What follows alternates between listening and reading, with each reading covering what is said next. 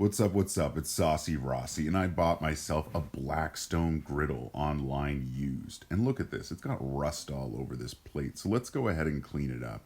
I got this little scrub stone that I bought online. I actually have two of them, and I went through two of them to clean this entire process. And this is how I did it. So you start by running your grill and run it for like 20 minutes. Get it on nice high heat to loosen up a little bit of that rust.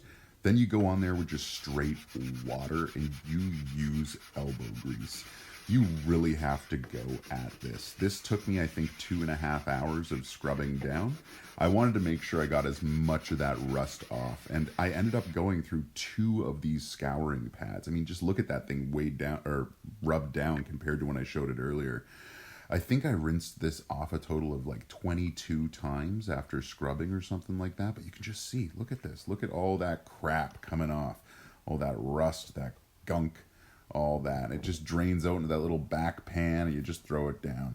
So I scrubbed it for like 2.5 hours. And this is what I got it down to. I'm feeling a lot better about that. That looks way cleaner. The rust isn't there. So I went ahead and I grabbed some extra virgin olive oil. That's what the guide for my Blackstone said could work, and I threw it on and I went ahead and spread it around with some paper towel.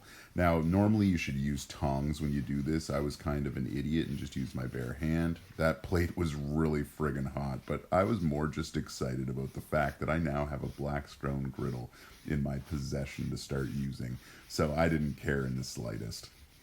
I went ahead and put a total of, I think, I probably put 6 coats of oil on. And the way I did it was just like this. So I'd fully coat the entire plate, even the siding like this, and the outsides of the plate. Like, you really want to get every single part of that plate seasoned.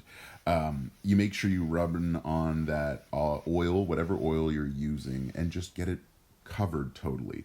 Then you want to keep letting that griddle run and just let smoke appear on there. And it's going to keep just kind of like drying off that oil and kind of becoming smoky. And every time it kind of clears off, we go on with another layer. That's really important here, though, is waiting long enough. You don't want to like cake on a big surface of oil or anything like that. That's pretty important here. So I'm probably about 4 or 5 layers into the seasoning at this point, and I'm feeling pretty darn good about it, right? You know, there's a little bit of paper towel there from the paper towel when I was spreading it around, but you know, I'm really stoked about the way this turned out. I have lots of really cool ideas. I'm thinking of, you know, breakfast on it. That's an obvious one. But even like burritos. I saw some people like making French fries on it. So I'm going to try like a nice poutine or something on there. It's going to be a really cool experience. But, you know, I'm expanding my backyard repertoire of devices that run on fuel. And this is just one of them. And I'm really glad to have this Blackstone join my backyard barbecue family. I think I'm going to be a pretty great parent to it. Now, one downside to this is I live up in Canada.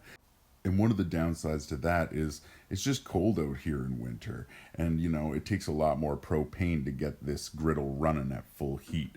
So you probably won't see the most out of me using this for the next little bit, but I'm still super stoked. So again, check this out. This is the final seasoning. I'm super pumped about it. This looks way better than before.